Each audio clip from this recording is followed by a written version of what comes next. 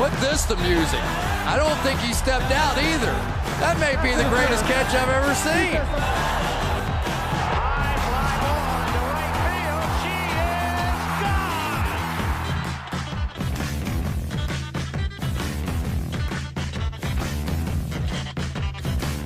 Welcome to the Halloween edition of Tailgate Talk. I'm Jordan Gozinsky, joined by Logan Strobing. Game 5 of the World Series in the books. The Astros, marking off an unbelievable comeback, defeat the Dodgers 13-12 in 10 innings. Kenley Jansen losing just for the first time this postseason. Joe Musgrove pitching excellent relief, picks up the win for the Astros. Logan, truly one of the most remarkable postseason games of all time. Crazy. So you look at the starting pitching, and Keuchel, of course, shut down the Yankees for the most part in his 2 starts. And Kershaw, being as elite as he is, Kershaw gives up a 4-run lead after Keuchel gets spotted for 4 runs in a little over 3 innings. And that's actually the 8th home run Kershaw's given up this postseason, which is most in history by a pitcher. So it's worth noting that he still is struggling with his postseason issues. Well, 2 of the game's best aces, Kershaw and Keuchel.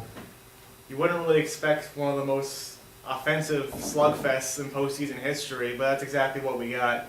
It really shows the wear and tear of the grueling MLB season really taking its toll. Yeah, 100%. And you can look at the amount of pitches each pitcher threw, and there was very short leash. Kershaw had 90, a little over 90 when he got pulled, and normally if Kershaw's getting stuff done, they're going to keep him in the game until he's running out of steam, but that bullpen's overworked, and you saw it again yesterday. Maeda comes in, gives up a 3-run home run.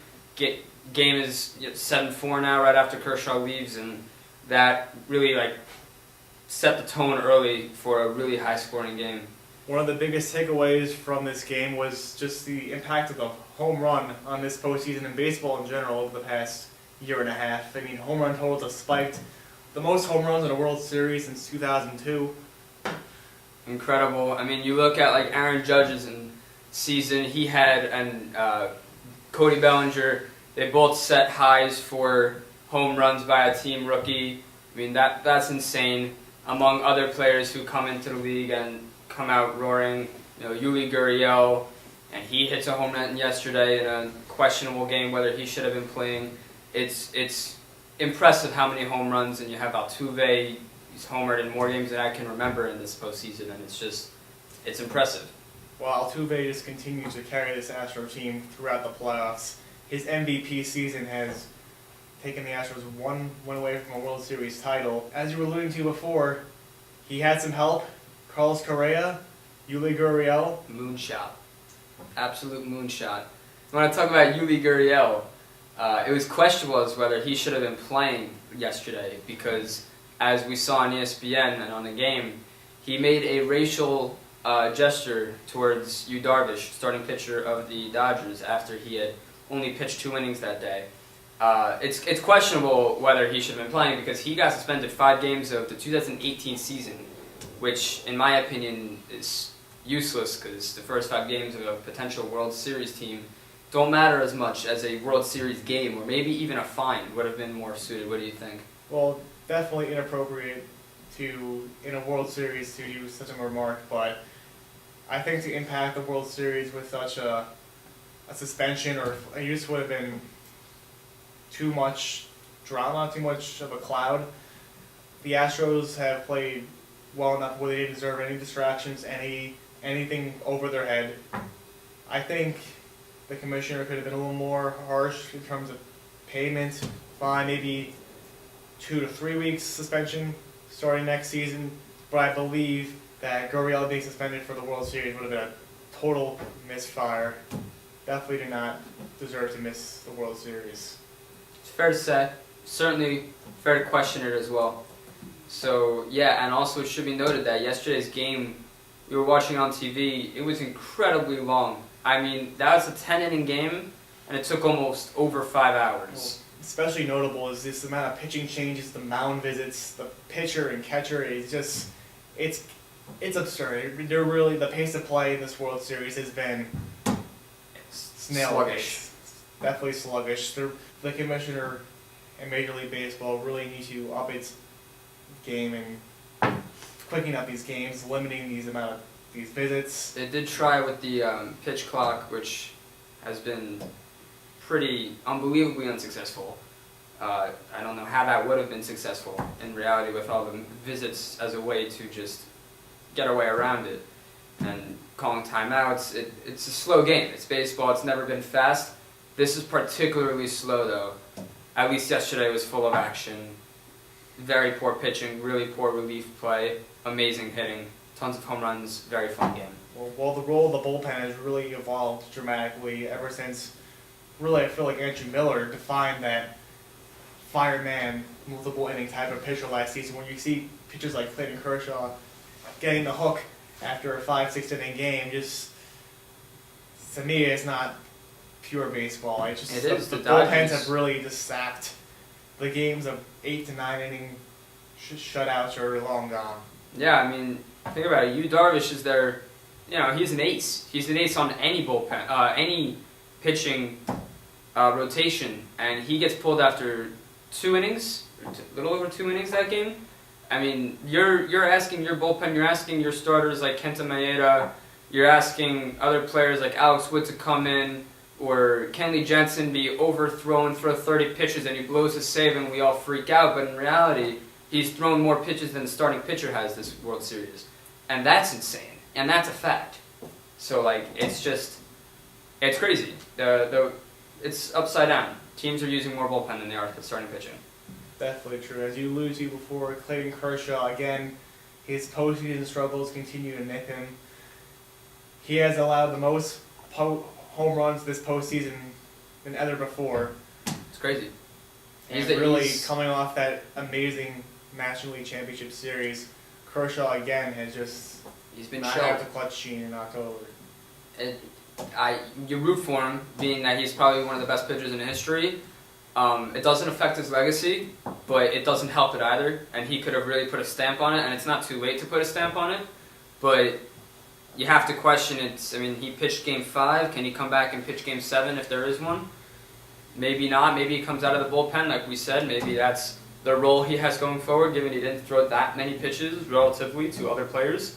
So we'll see. But with those bullpens being sapped, you have to look towards your pitchers, especially a guy like Yu Darvish, who threw maybe 50 pitches in that game, barely threw the series before. You got to look for him to come in. One last point coming out of this Game 5. As discussed before, the rapid spike of home runs has greatly changed the game. There has been some theories floating around of slick ball in this World Series.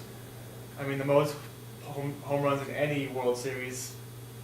It's true. I mean, Verlander comes out and says something about it. He's a 34-year-old veteran, probable Hall of Famer if he keeps his career up. You gotta look at that as a credible source, not necessarily as it's defined, and it's certainly a fact, but it's something that needs to be looked into. And it's just weird in sports in general with like Deflategate and all of, juiced balls, slick balls. It's interesting that balls have been just really messed around with recently in sports. It's bizarre. Well, with the decline of the NFL, baseball has certainly capitalized on the excitement that comes with this increased home run barrage. And it should be noted that actually the World Series was viewed more than Sunday Night Football. And that's, you would think that would happen because it's the World Series, but that's pretty impressive because we all like football. So this World Series hopes to continue its momentum. Game 6, Tuesday night, back in Los Angeles. Astros looking to seal their first championship in franchise history. Justin Verlander against Rich Hill. Back to other baseball news. 2 new managers hired across the game. Earlier this afternoon, Gabe Kepler leaving the Dodgers farm system to join the Phillies, as well as Dave Martinez leaving his position as Cubs bench coach. He's heading to D.C. 2 more vacancies off the market. Yeah, it's really impressive with both hires, and I like both for different reasons. You look at Kepler, and he's a guy that's developed a very, very clearly good Dodgers team, and they've had the best, farm system, or top 3 farm system in 3 years straight. And he's really groomed that staff, and he's coming into a team that is overflowing with talent. all young talent, and it's taken a long rebuild. But if you had to give one guy the keys to talk to young players and get them motivated and get them producing, he's up there on the list of people that you would assume would be able to do that and tap into their potential, which is good. I like the hire. He is very young, though. It's pretty amazing that managerial experience seems to be less important than ever. Of all the 4 new managers, not one of them has managed a single game in their life. It's definitely an interesting development, and we've been moving towards that for some number of years now. I mean, Brad Smith was the first one, and everyone freaked out.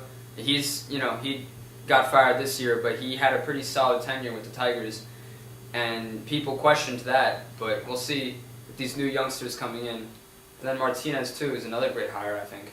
Well, definitely the role of the manager has evolved over this last decade or so. Managers becoming less of a leader in the clubhouse and more of a medium between the front office and its players. Front office really the driving force behind these lineups, behind these managerial decisions.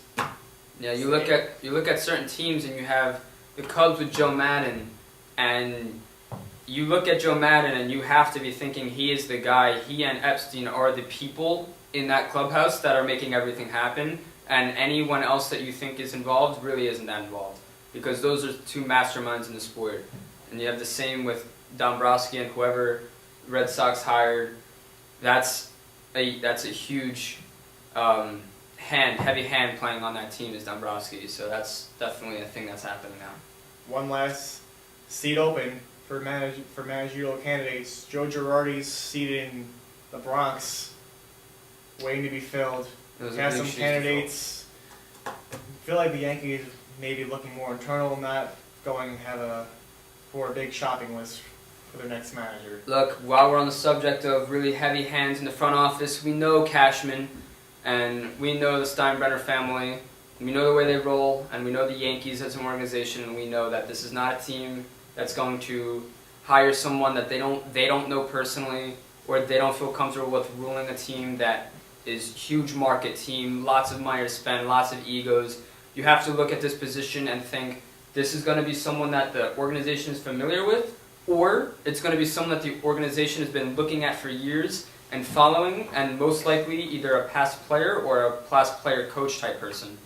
And I mean, I've seen links to our bench coach, the Yankees bench coach. I've seen links, even Jason Giambi, a player that the Yankees had. Do I think that's going to happen? No, definitely not. But it's sports, it's crazy. You never know with the Yankees.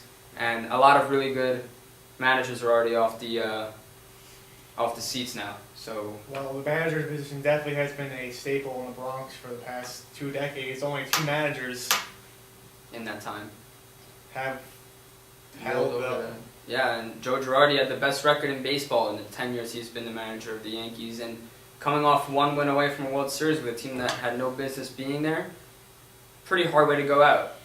He'll probably be in contention for manager of the year, even with that questionable call in the ALDS, but it's certainly surprising that he was canned, and it shows the quick hook from Brian Cashman in that ownership position. So that's a developing story, and when we get more information, we'll relay it back to you.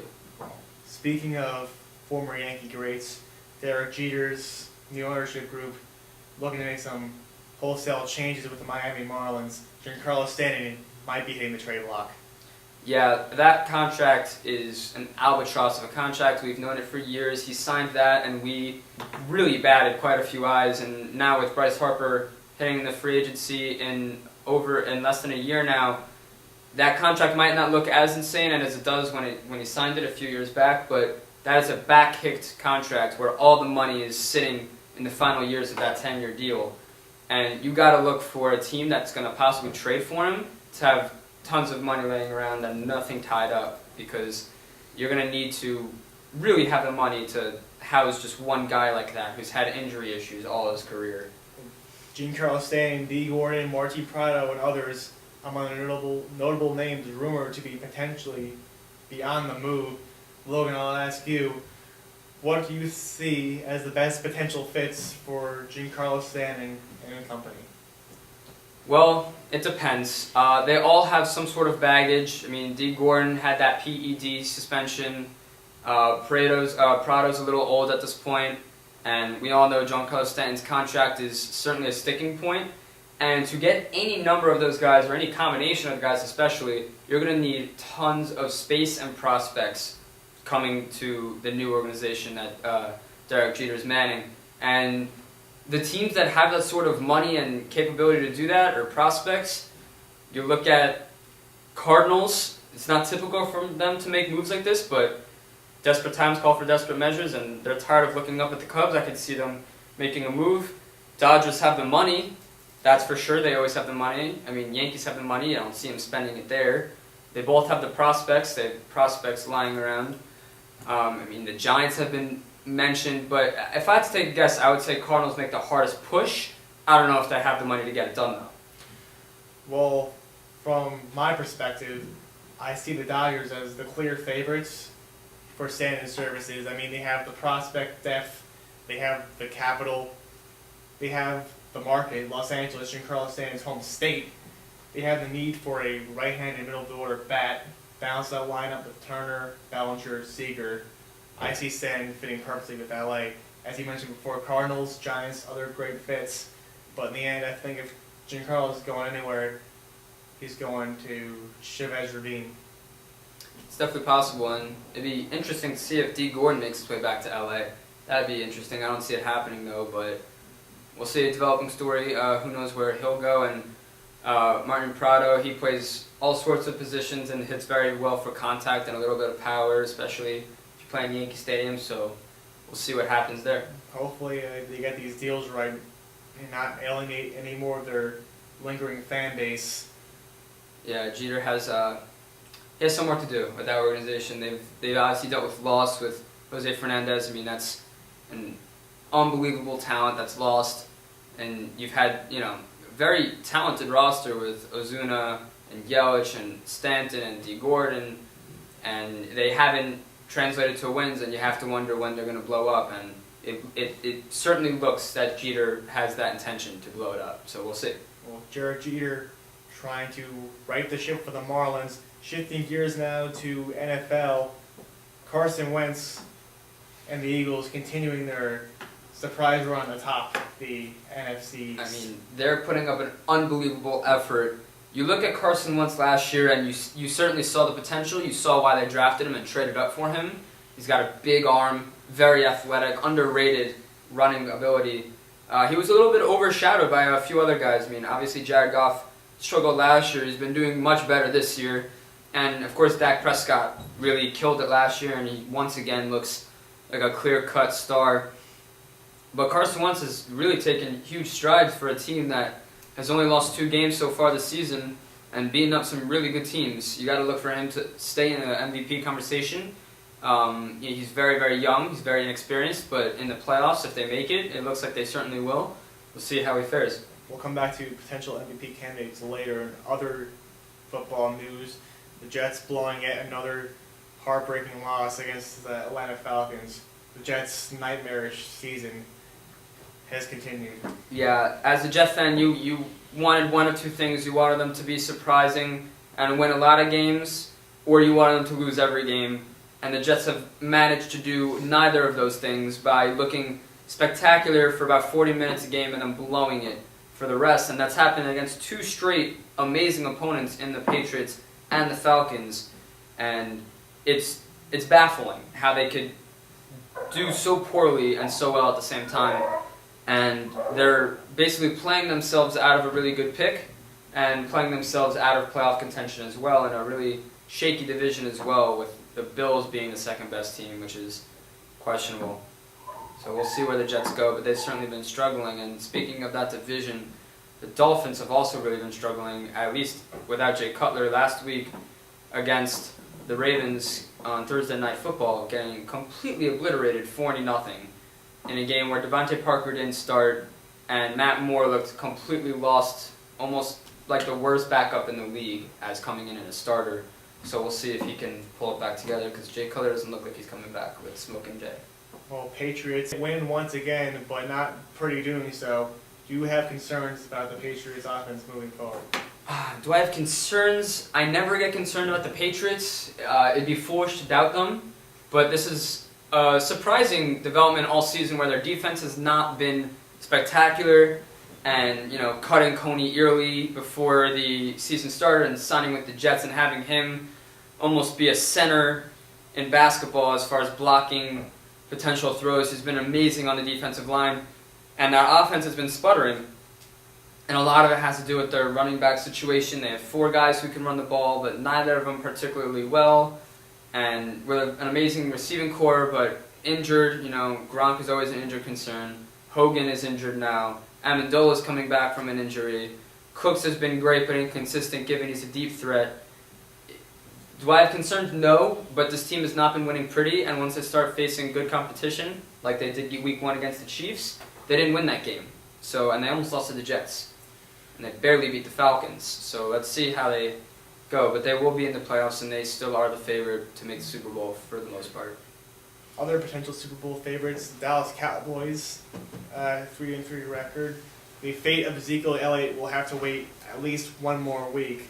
What's the latest update on Ezekiel Elliott? Well, we knew coming into Week 7 that a suspension was delayed due to the judge overseeing the case being on vacation under the category of almost Ryan Braun type. It's luck. I mean, that's just super lucky that he hasn't been suspended yet. For fantasy owners, you better hold your breath. That ruling should be coming anytime this week. And if it does, and if it does not get reduced or taken away, he will face a 6-game suspension, effective most likely immediately, given that it's already been challenged so many times by his team that it's not overly likely that he wins another challenge past this one. So look for that going forward, and they have an amazing offensive line, a great quarterback, and a deep running game. So Darren McFadden's the guy to pick up in that backfield, and Alfred Morris is a guy to look forward to. But Zeke, if he misses those 6 weeks, he's going to miss week 9 through 15. That leaves 2 weeks left. So you better hope that they start winning games, because they squandered a few opportunities earlier this year. Well, Ezekiel Elliott, definitely one of the most valuable players in the National Football League. Other potential MVPs, Carson Wentz, Deshaun Watson.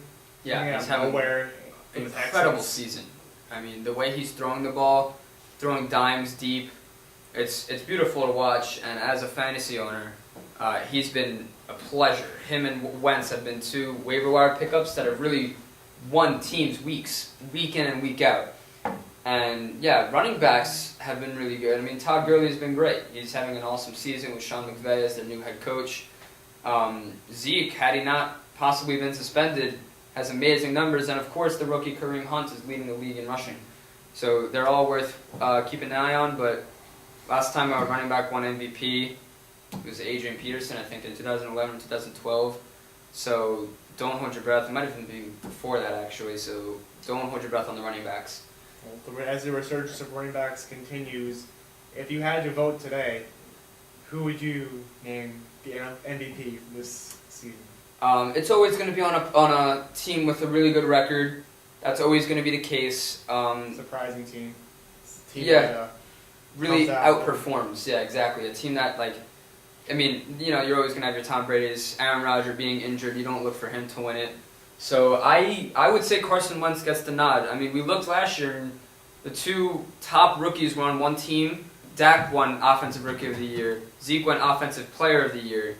So the NFL has shown willingness to actually give young players the credit they deserve in a more youth-driven league, aside from the quarterback position. And I do see Carson Wentz as the best candidate right now, given that his team has been so hot out of the gates, and Tom Brady and his Patriots looking almost a little lost on offense.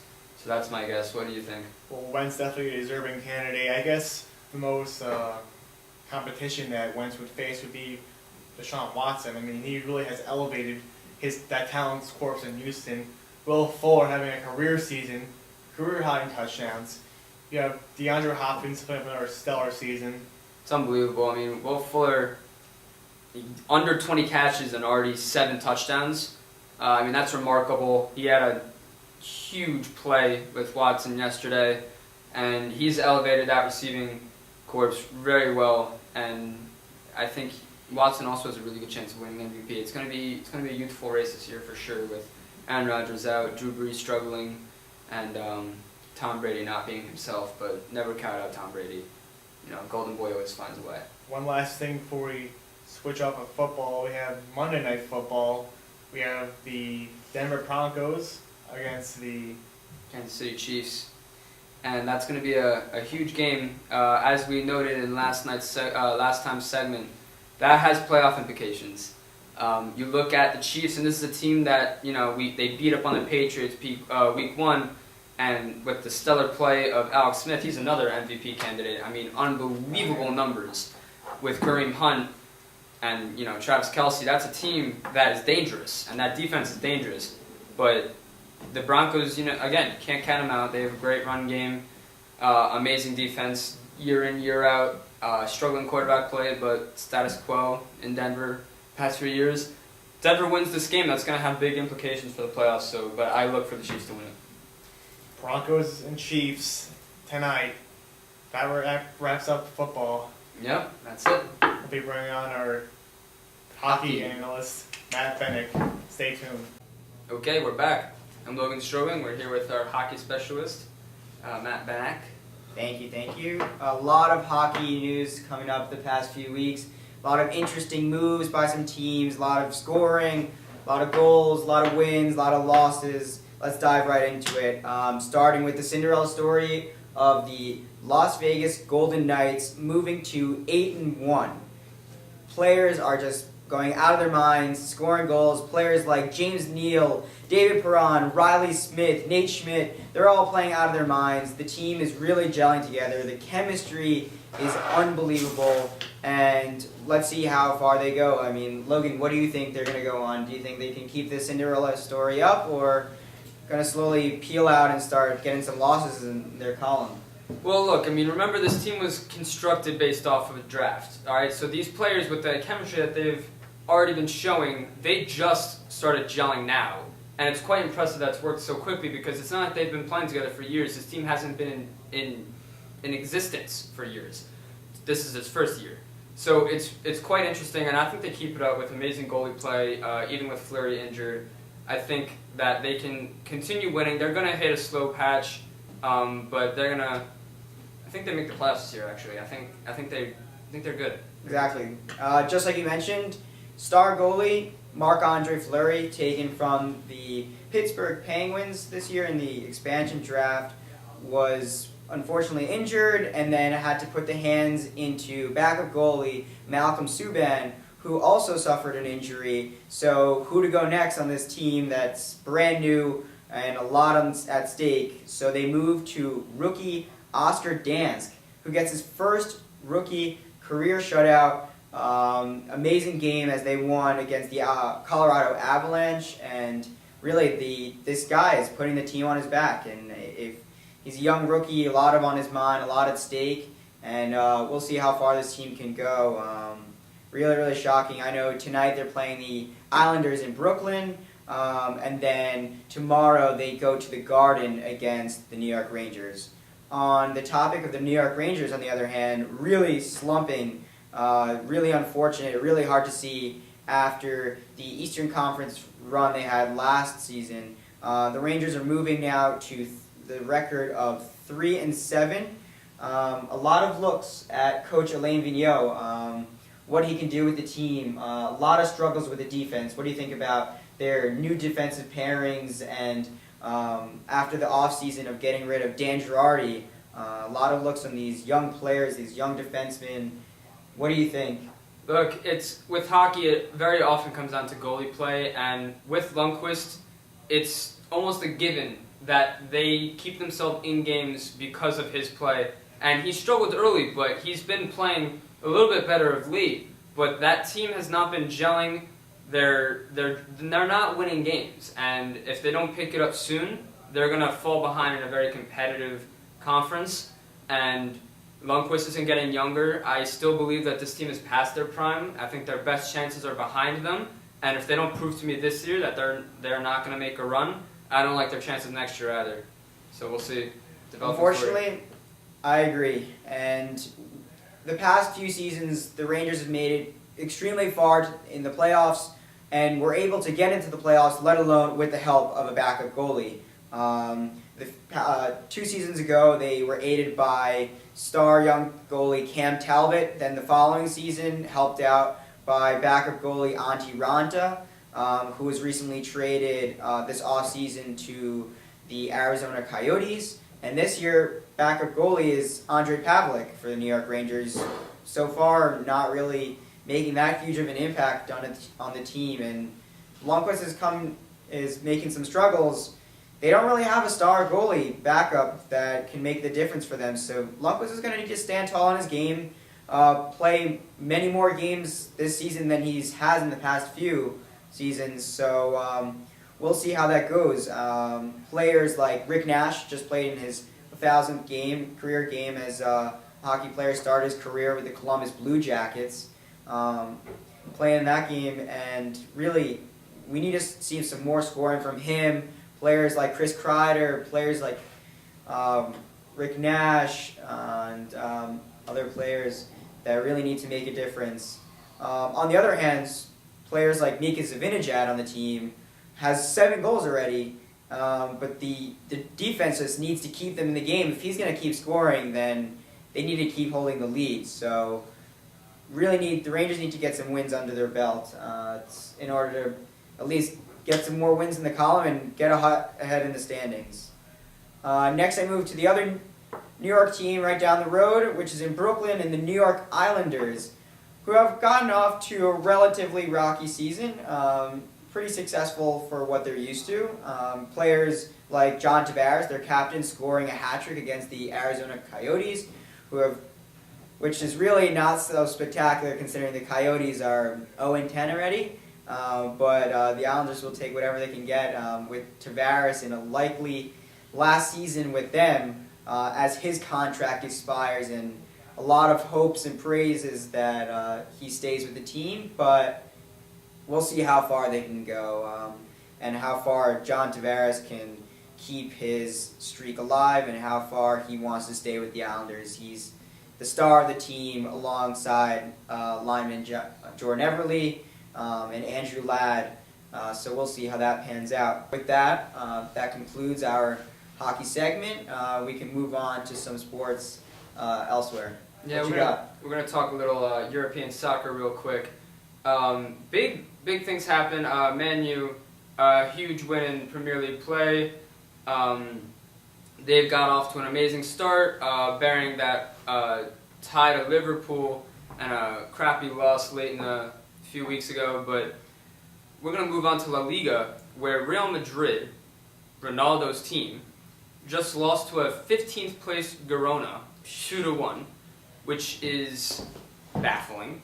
And if you know, this team just lost Morata to Chelsea. They lost out on Mbappe, who ended up in PSG, and a team that's really thriving right now. And they lose on a chance to keep James Rodriguez on this team, and they loan it to a German club that could easily see them in the Champions League, which, I mean, why you give a player to Bayern Munich makes no sense to me. And they could use him and his scoring punch right now because Ronaldo's back and they can't score. They're a team that you watch them play and it's not at the same pace, and the passing is off, and they're missing strikers left and right.